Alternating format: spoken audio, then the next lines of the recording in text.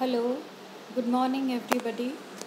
I, Manisha, welcome you in this class of second year where we will study about structure and development of flower. पुष्प का की संरचना एवं उसके विकास के बारे में हम पढ़ेंगे। तो क्या होता है कि द फॉर्मेशन ऑफ फ्लावर और या फिर जो पुष्प क्रम होता है, इन्फ्लोरेसेंस होता है, ये इसका डेवलपमेंट जो होता है it occurs during and after the transition of shoot apex. The formation of flower और एन इन्फ्लोरेसेंस जो होता है, इसका जो फॉर्मेशन होता है ये कब होता है? After the transition of shoot apex to flowering phase. Inflorescence apex के ऊपर क्या होता है? जब फ्लावर का फॉर्मेशन होता है, जो पुष्प क्रम का अपेक्स होता है, पुष्प इन्फ्लोरेसेंस क्या है? Inflorescence is the arrangement of flowers on floral axis. ठीक है, तो इन्फ्लोरेसेंस का जो अपेक्स होता है वहाँ पर खूब सारी स्मॉल लीफ लाइक प्राइमोडिया का डेवलपमेंट हो जाता है। Leaf like primordia of involucre bracts का डेवलपमेंट होता है। वहाँ पर बहुत सारे bract leaf like appendages appear होती है जिनको कि ब्रेक्स कहते हैं। सब्सिक्वेंटली क्या होता है? उन ब्रेक्स के बीच में फ्लोरल प्राइमोडिया बनता है इन एक्रोपीटल सीक्वेंस। ये फ्लोरल प्राइमोडिया जो होता है it develops over the whole surface of inflorescence apex. धीरे धीरे ये फ्लोरल प्राइमोडिया जो है पूरी इन्फ्लोरेसेंस के अपेक्स पर, उसके एपिकल भाग पर ये पूरा डेवलप हो जाता है। और in the apex of an individual flower the floral organs in most cases appear in acropetal sequence. और फिर धीरे धीरे फ्लावर का डेवलपमेंट होता है और जब फूल बनता है तो इसके अंदर जो फ्लोरल ऑर्गन्स होते हैं वो जनरली एक्रोपीटल सीक्वेंस के अंदर अपीयर होते हैं। तो recently formed organ it is closest to the reproductive apex. ये देखो, इस तरह से पहले ब्रेक्स अपीयर होते हैं, उनके बीच में फिर फ्लोरल प्राइमोडिया डेवलप होता है। इन फ्लोरल प्राइमोडिया के ऊपर फिर डिफरेंट फ्लोरल ऑर्गन्स फॉर्म होते हैं इन एक्रोपीटल सक्सेशन के अंदर। ठीक है, तो एक्रोपीटल सक्सेशन के अंदर क्या होता है कि सबसे बाहर की तरफ तो सेपल्स डेवलप होते हैं, फिर पेटल होता है अंदर की तरफ, वर्ल, फिर स्टेमन्स एंड फिर कार्पल होता है। एक्सेप्शंस कई केसेस में होता है, कई फैमिलीज और जनरा में होता है जहाँ पर कि बेसिपिटल या centrifugal development of primordia of स्टेमन is noted, जहाँ पर कि स्टेमन के प्राइमोडिया का सेंट्रीफ्यूगल या बेसिपिटल मैनर में डेवलपमेंट होता है। ठीक है, जैसे कि in case of Paeonia, Dilleniaceae, Tiliaceae families के अंदर। ठीक है, then apical meristem of an individual flower and inflorescence जो होता है, किसी भी फूल का एपिकल मेरिस्टेम हो या इन्फ्लोरेसेंस हो, उसके अंदर जो सेंट्रल जोन की जो सेल्स होती है वो बीच के अंदर एक जोन ऑफ सेल्स होती है और उसके चारों ओर आउटर जोन सेल्स जो होती है, कोशिकाएं जो होती है वो जोन, दो जोन्स के अंदर पाई जाती हैं, एक सेंट्रल जोन एंड एक उसके बाहर वाला जोन। जो सेंट्रल जोन की सेल्स होती हैं they have large vacuole, size में बड़ी होती है, और आउटर जोन की जो सेल्स होती है वो छोटी होती है साइज़ के अंदर, और उनके अंदर वैक्यूल्स भी बहुत छोटे छोटे पाए जाते हैं। दूसरा जो आउटर जोन की सेल्स होती हैं ये they are rich in protoplasm और वो एंटीक्लाइनली डिवाइड करती हैं, और एंटीक्लाइनली डिवाइड करके number of layer of cells बनाती है आउटर जोन के अंदर, जो कि रिप्रोडक्टिव एपिकल मेरिस्टेम, जो कि एपिकल मेरिस्टेम को, रिप्रोडक्टिव एपिकल मेरिस्टेम को रिप्रेजेंट करती है इसके अंदर फ्लावर के डेवलपमेंट के अंदर। जबकि और जो वेरियस मेंबर, जो लेटरल मेंबर्स ऑफ फ्लावर्स होते हैं जैसे कि सेपल है, पेटल है, स्टेमन, कार्पल एक्सेट्रा, ये सेकंड एंड थर्ड लेयर्स जो होती हैं एपिकल मेरिस्टेम की उनसे डेवलप होते हैं। नाउ एंजियोस्पर्म्स के अंदर अगर हम देखें तो उसके हम किसी भी जो एंजियोस्पर्म का डेवलपमेंट ऑफ फ्लावर होता है इट शोज़ ग्रेट वेरिएशन, बहुत सारी वेरिएशंस शो करता है। पुष्प का विकास जो होता है वो अलग अलग तरह से बहुत सारी वेरिएबल मेथड्स के द्वारा होता है अलग अलग एंजियोस्पर्मिक प्लांट्स के अंदर, एंड हम किसी भी एक सिंगल उदाहरण के द्वारा सभी एंजियोस्पर्मिक प्लांट्स के अंदर पुष्प के डेवलपमेंट को नहीं बता सकते हैं। तो जो नॉर्मल जो होता है, जैसा कि इन केस ऑफ विनका रोजिया के अंदर बोक ने बताया 1948, उन्होंने बताया कि इस विनकारोजिया सदाफुली जो होती है अपनी, जैसा कि इस नीचे फिगर के अंदर दिखाया गया है, इसके अंदर क्या होता है कि रिप्रोडक्टिव जो अपेक्स होता है जिसके द्वारा फूल बनता है, यहाँ पर सेपल्स जो होते हैं वो स्पाइरल सीक्वेंस के अंदर बनते हैं। सबसे पहले जो एपिकल मेरिस्टम होती है उसकी सेल्स डिवाइड करके सेपल का निर्माण करती है, वो सेपल्स का फॉर्मेशन जो होता है वो स्पाइरल सीक्वेंस के अंदर होता है। And after the evocation of sepals the apex enlarges, और फिर सेपल्स के बनने के बाद में जो है वो अपेक्स साइज के अंदर बड़ा हो जाता है। फिर पेटल प्राइमोडिया जो कि 5 होते हैं नंबर के अंदर, they are form on the enlarged apex. ये जो अपेक्स बड़ा हो जाता है साइज के अंदर, इसके ऊपर पेटल के प्राइमोडिया बनते हैं और ये प्राइमोडिया फिर पेटल्स का निर्माण करते हैं। ये पेटल्स जो बनते हैं दे यूनाइट ड्यूरिंग डेवलपमेंटल स्टेज के दौरान ही सारे के। आप सदाफुली का फूल देखो, नीचे ट्यूब लाइक इसका जो कोरोला होता है इट इज़ ट्यूब लाइक, तो नीचे ट्यूब लाइक स्ट्रक्चर होता है एंड ऊपर पेटल्स फैले हुए होते हैं। तो जो पेटल्स होते हैं वो ड्यूरिंग डेवलपमेंटल स्टेजेस के दौरान ही ये सारे के सारे आपस में चिपक जाते हैं, वो यूनाइट हो जाते हैं। और जो स्टेमन का जो प्राइमोडिया होता है वो इस कोरोला ट्यूब के, और वो जो ट्यूब लाइक स्ट्रक्चर बनता है उसको बोलते हैं कोरोला ट्यूब। इस कोरोला ट्यूब के बेसल रीजन से स्टेमन के प्राइमोडिया डेवलप होते हैं। And after the formation of stamens का, और फिर इस प्राइमोडिया से स्टेमन का निर्माण होता है। स्टेमन के निर्माण के बाद में जो फ्लोरल अपेक्स होता है वो रिड्यूस हो जाता है, इट रिड्यूसेस कंसिडरेबली, ये एकदम रिड्यूस हो जाता है, श्रिंक हो जाता है। ऐसा माना जाता है कि जो second layer tunica corpus theory होती है, एक apical meristematic theory, apical meristem के अंदर जो शूट डेवलपमेंट होता है उसके लिए ट्यूनिका कॉर्पस थ्योरी दी गई, जो कि बहुत ज़्यादा मान्य मानी जाती है। इस ट्यूनिका कॉर्पस थ्योरी के अनुसार क्या होता है, 2 लेयर्स होते हैं लेटरल, इसके अंदर एपिकल मेरिस्टेम के अंदर ट्यूनिका एंड कॉर्पस। तो जो ट्यूनिका की सेल्स होती हैं, second layer of tunica cells and the peripheral layer of corpus जो होते हैं वो फ्लोरल मेरिस्टेम का निर्माण करते हैं। और ये जो फ्लोरल मेरिस्टेमेटिक सेल्स होती हैं दे डिवाइड पेरिक्लाइनली, और ये फिर सेपल, पेटल और कार्पल्स के प्राइमोडिया का निर्माण करते हैं। तो जो फिलामेंट्स होते हैं ना, स्टेमन्स जो होते हैं इनके फिलामेंट्स होते हैं लंबे लंबे, हम जैसा कि इस विनकारोजिया में हम देखते हैं। तो स्टेमन्स के जो फिलामेंट्स होते हैं they are formed as a result of intercalary growth of the base of stamen. Primordia के बेस के इंटरकैलरी ग्रोथ के कारण इसके फिलामेंट्स बनते हैं। फिर जो फ्लोरल मेरिस्टेम का जो डायमीटर होता है इन सब ऑर्गन्स के बनने के बाद में it increases again at the end of formation of स्टेमन के बनने के, ना सेपल बन गया, पेटल बन गया, स्टेमन बन गया, स्टेमन के फिलामेंट्स बन गए। उसके बाद में जो फ्लोरल मेरिस्टेम होता है इसका डायमीटर जो होता है वो इंक्रीज हो जाता है, साइज में बढ़ जाता है। और जो सेल्स इसके पेरिफेरल लेयर में होते हैं मेरिस्मेटिक सेल्स, वो मेरिस्मेटिक रिंग का निर्माण करती हैं। और इस रिंग के अपोजिट साइड की जो सेल्स होती हैं, जो कोशिकाएं होती हैं, वो कार्पल प्राइमोडिया का फॉर्मेशन करती है। कार्पल प्राइमोडिया मतलब कि वो गाइनोशियम का निर्माण करेगी, ओवरी का निर्माण करती है। ना floral members and vegetative leaves जो होते हैं ये दोनों एक तरह से सेम पैटर्न एग्जिबिट करते हैं ग्रोथ का। सेपल्स और पेटल्स जो होते हैं इनके they undergo apical margin and intercalary growth होती है इनके अंदर। एपिकल ग्रोथ जो होती है वो बिल्कुल थोड़े ड्यूरेशन की होती है, और increased activity is observed in plate meristem बन जाती है। और फिर उसके बाद में फिर मार्जिनल ग्रोथ अकर्स, फिर उसके बाद में पेटल और सेपल का फॉर्मेशन होता है। Now in case of stamens इनके अंदर मार्जिनल ग्रोथ होती है in case of stamens and carpel. तो इस तरह से लीफ एंड जो फ्लावर के जो लेटरल मेंबर्स होते हैं they exhibit similar mode of growth and origin. Lateral members मतलब सेपल एंड पेटल, ये एक तरह से सेम पैटर्न ग्रोथ का शो करते हैं। नाउ शूट एपिकल मेरिस्टेम होता है, it forms diverse type of lateral organs, कई तरह के लेटरल ऑर्गन्स बनाती है, हमने बताई है, सेपल बनाएगी, पेटल बनाएगी। और ऐसा माना जाता है कि अलग अलग genes they are responsible for the formation of different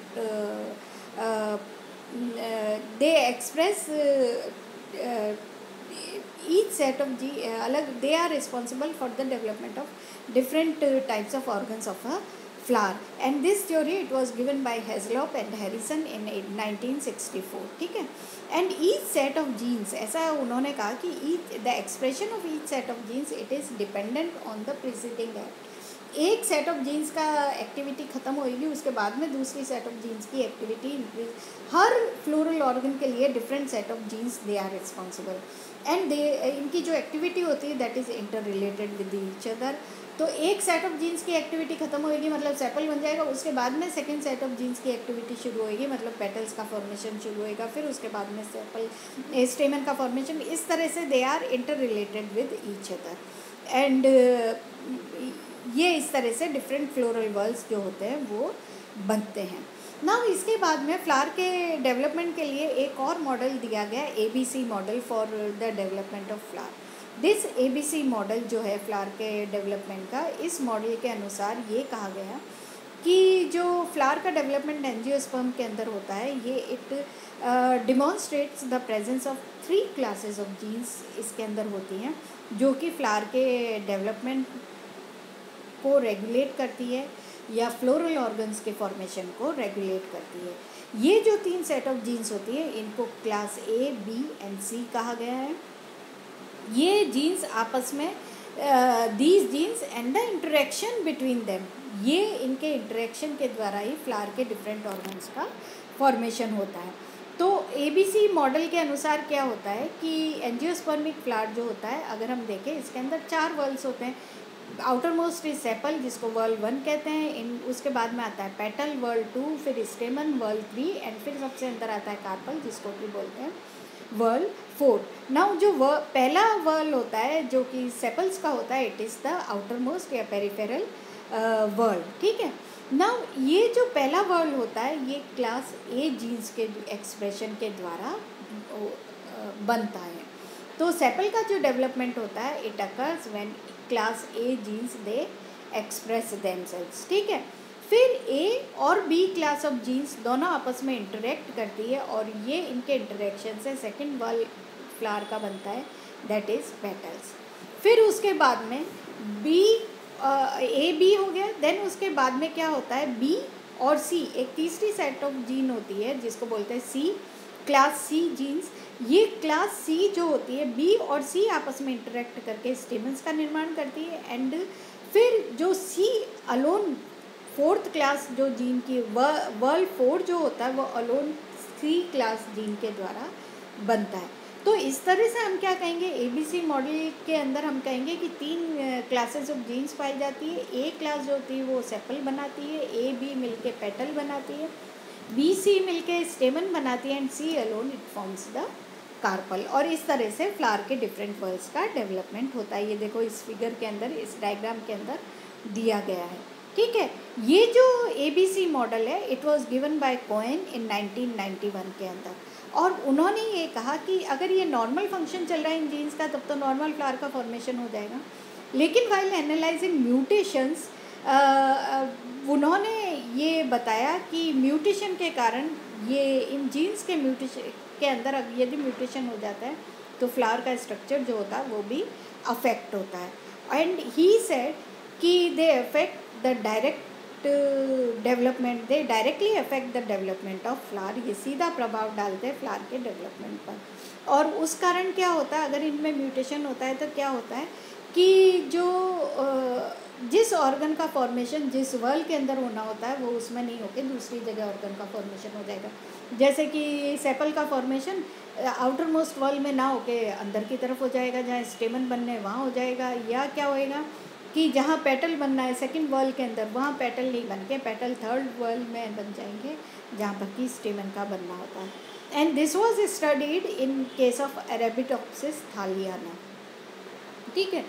उन्होंने कहा कि उन्होंने ये म्यूटेशंस स्टडी की एंड उन्होंने होम्योटिक म्यूटेंट जीन की डिस्कवरी की, एंड ही सेड कि homeotic mutant it has inappropriate expression, ठीक है, that is it induces right organ to develop in wrong whorl. As for example petals merge in whorl where normally stamens develop. ये observation के the observation that each gene, हर एक gene, it induces the formation of a particular organ in a flower has an effect on 2 groups of floral organs। कौन कौन से, sepal and petals या petals and stamens.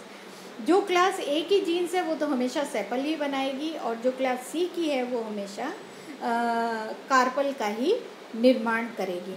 Homeotic mutants जो होते हैं, ये homeotic mutants they have defects in floral organ development and induce in right organ to form in wrong valve. Each valve of a flower there is one or more homeotic gene.